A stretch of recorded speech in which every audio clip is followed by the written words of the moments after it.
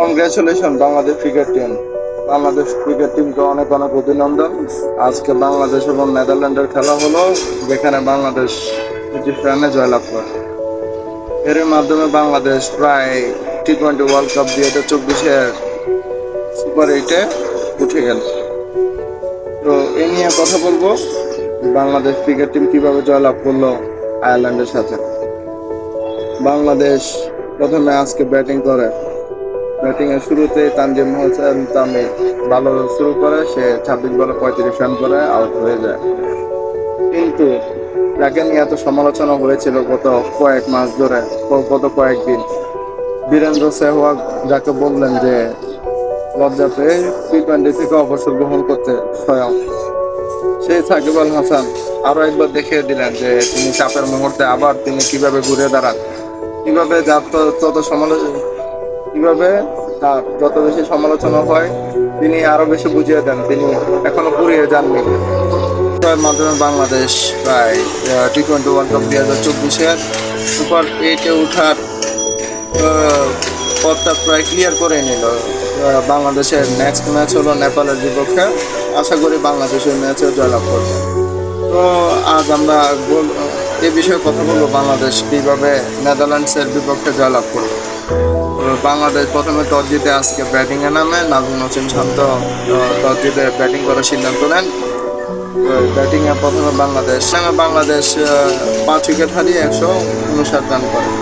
তো আজ ব্যাটিংয়ে প্রথমে ওপেনিং করা হলো নাজমুল হোসেন শান্ত এবং তানজিদ হোসেন তামিম। তো তানজিদ হোসেন তামিম শুরুটা ভালোই করে,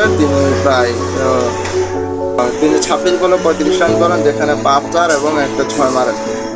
আর তারপরে ব্যাটিংয়ে আসে লিটন কুমার দাস আর নাজমুল হোসেন শান্ত ধারাবাহিকভাবে ফ্লপ, তিনি 3 বল খেলে মাত্র 1 রান করেন। তারপরে ব্যাটিংয়ে নামা হলো আমাদের লিটন কুমার দাস, তিনি আবার 2 বল খেলে 1 রান করে আউট হয়ে যান। তারপরে ব্যাটিংয়ে নামা হলো বাংলাদেশের জান, বাংলাদেশের প্রাণ, যাকে নিয়ে এতদিন ধরে সমালোচনা হচ্ছিল যে তিনি ধারাবাহিকভাবে ফ্লপ, তিনি কোনো রান করতে পারছেন না, যাকে বীরেন্দ্র সেহবাগ বললেন যে তিনি লজ্জা পেয়ে টি-20 থেকে অবসর নেওয়া উচিত। সে সাকিব আল হাসান আবার দেখিয়ে দিলেন তিনি যখন চাপের মুহূর্তে থাকেন কীভাবে চলছেন, তিনি দলের জন্য কীভাবে পারফর্ম করেন। তিনি 46 বলে 64 রানের এক অনবদ্য ইনিংস খেলেন, যেখানে 9 চার মারেন।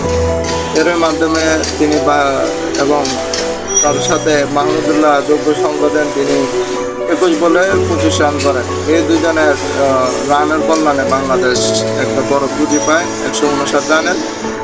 পরবর্তীতে বাংলাদেশের যে দুর্দান্ত বোলিংয়ের সামনে নেদারল্যান্ডসের প্লেয়াররা তেমন দাঁড়াতে পারেনি। এর মাধ্যমে বাংলাদেশ জয়লাভ করে। আশা করি বাংলাদেশ সুপার 8-এ ভালো করবে। বাংলাদেশের সুপার 8-এ যে দলগুলো সেগুলো প্রায় কনফার্ম। সেখানে প্রায় বাংলাদেশের অস্ট্রেলিয়া, তারপরে হলো ইন্ডিয়া এবং আফগানিস্তানের সাথে খেলা হবে আমি মনে করি, এবং আশা করি বাংলাদেশ সেখানেও ভালো ক্রিকেট খেলবে। জয় পরাজয় করার হিসাব আশা করি নতুন শান্ত, তারপরে লিটন কুমার দাস, আরও যে প্লেয়াররা আছেন তারা ফর্মে ফিরে আসবেন।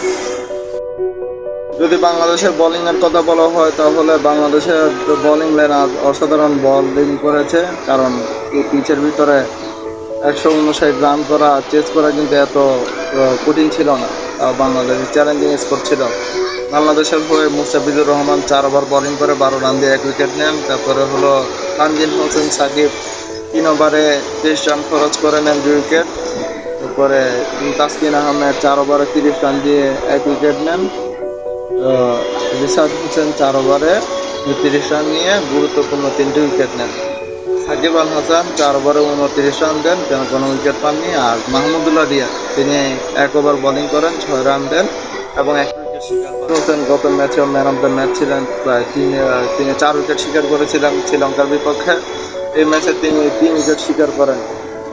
আশা করি বাংলাদেশের বোলাররা আগামী ম্যাচগুলোতে এভাবে আরও চলে উঠবে।